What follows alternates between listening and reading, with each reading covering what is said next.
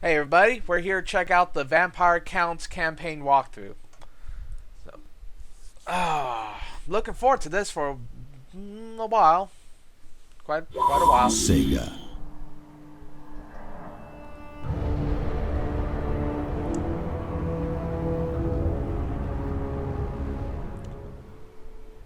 Hello, good evening and welcome to the latest Total War Warhammer campaign walkthrough video. Today we'll be looking at the Vampire Counts and some of their unique game mechanics, technologies and battlefield What elements. a nice little nation. So here we are, 112 turns into a campaign, and we've had some real commotion so far. After planting our flag firmly in Sylvania and dominating the surrounding vamp factions of Tempelhof and Schwarzhofen, we sort of accidentally went to war with the Greenskins. Accidentally. Pretty much every resource we had was poured into beating back the 4 Greenskin Doomstacks and assorted heroes that attacked Sylvania, and war making the strangest of bedfellows, we actually managed to tie up a defensive alliance with the dwarfs as we had a major, highly aggressive mutual enemy.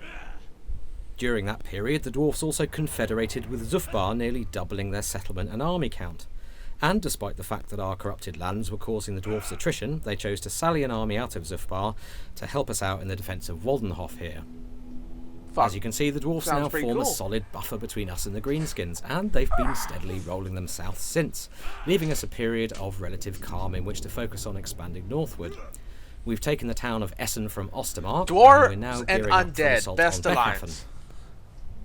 Now, it feels pretty crucial that we capture Beckhafen, as north of that point, the Warriors of Chaos and the Norskans have been unleashing all hell, with armies of the damned pouring out of the Chaos Wastes. They're putting the northern part of the old world to the torch and seeding the land with chaos corruption.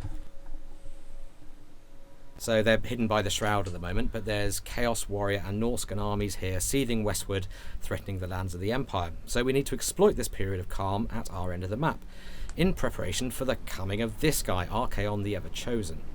Now, his army is currently encamped, as is the one next to him, probably recruiting, and actually this one seems to be exuding some kind of tentacular effect, so whatever is in that army is likely to be very nasty. So yes, Beckhafen is the point at which we're aiming to draw our line in the sand and mount the stoutest defence we can muster. After that, hopefully we can beat the Warriors of Chaos back from whence they came. Now, if we look at our objectives, one of our key victory conditions is to bottle the hordes back up in the Chaos Wastes and ensure that Archaon himself is at least wounded. Now, that's going to take some work, some powerful armies and some clever military manoeuvring. Our short campaign objectives also require us to knock out the Empire, which is no mean feat in itself. If we wanted to play for the long objectives, however, we'd also have to take care of Bretonnia and tackle that increasingly vast dwarf empire. In terms of military might, we have a few armies in the mix, but less than we did have. After a recent and rather costly drive to max out our city development, we now have access to some of the highest tier units in the Vampire roster. Checking the building browser in our home city of Castle Drakenhof, you can see that we're now capable of recruiting Terrorgeists, Svargolfs and Hexwraiths. We're currently in the process of replacing our skeleton hordes with these much more powerful units provided by higher tier recruitment buildings, keep the chaff, in effect trading quantity for quality. And as you might expect, our turn-by-turn army upkeep costs are therefore beginning to spiral. We're now in a situation where we really need to make some land grabs, and these northeastern human territories are our best hope for that. Recruitment for the Vamps is done in 2 ways. Like any race, you can of course recruit units from buildings that you've built in certain provinces. The second way is to raise the dead, and this is done instantly. You get them the turn that you raise them. Now, corpses are plentiful in the old world, and wherever your lords are, they'll be able to raise from a limited pool of low tier zombies and skeletons, which will replenish over time. Cool. Interesting However, mechanic. large battles with high death tallies tend to seed the ground with a surfeit of corpses, increasing the odds of higher level undead appearing in the pool, and once the dust of the conflict has settled, you'll get an epic battle site marker like this one. Assuming you've already unlocked access to higher tier unit types through your buildings already, and if the sheer number of corpses resulting from such a huge battle is high enough, you may be able to raise those elite units from the ground. Lanford here is next to one such battle site, and you can see that the number of dead generated in this battle must have been pretty high because he has access to a much wider range of units, including Crypt Ghouls and Black Knights. Oh, that is a really this interesting isn't just mechanic. a convenient way to bolster your armies with better quality troops when you're far from home. It also gets you thinking about how to generate rich, non-civic recruitment zones on the map. Maneuver 2 powerful enemies into war with each other through some Machiavellian diplomacy, draw them into mass conflicts like this, and your armies can benefit from the plentiful dead. Right? Heinrich Kemmler was the legendary lord we chose to begin this campaign with. Manfred only came on the scene recently. And here he is besieging Beckhafen. He's up to level 12 now, and we've put a lot of points into his Lore of Vampires spell chain. If we want to see how those spells look in combat, we can simply right-click them and get an animated view of the spell at work in the spell browser.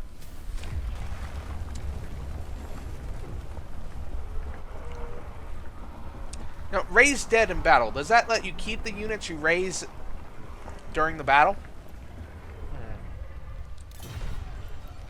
On the character details panel here, you can manage the various magic items wielded by your lords and heroes. You can assign any items you've won to the currently selected character, though if an item is already assigned to someone else, you'll of course get a warning to inform you.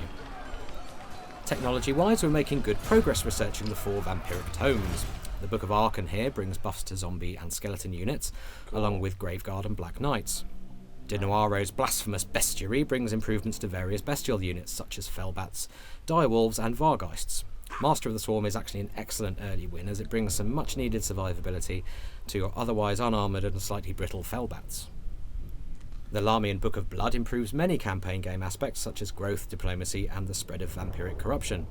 Now, corruption is obviously a really important part of the Vampire Counts gameplay, and you can find plenty of detail on that in our recent Rally Point video. I don't think I'll be using And finally, the we're just beginning to make headway into the Liber Necronomica, which improves Crypt Ghouls and Horrors, Cairn Wraiths, Hex Wraiths, and reduces army attrition damage, which is super helpful when your armies are marching on uncorrupted or chaos-corrupted ground.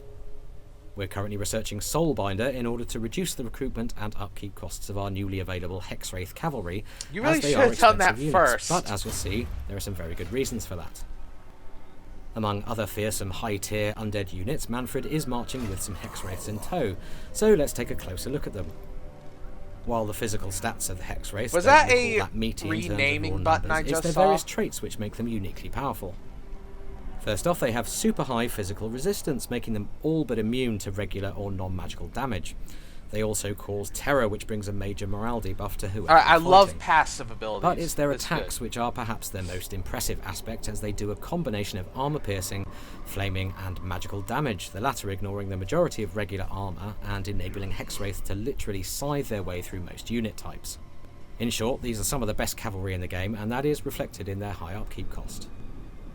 And Manfred is also fielding a Terrorgeist, and this really is the there is a renaming button. Roster.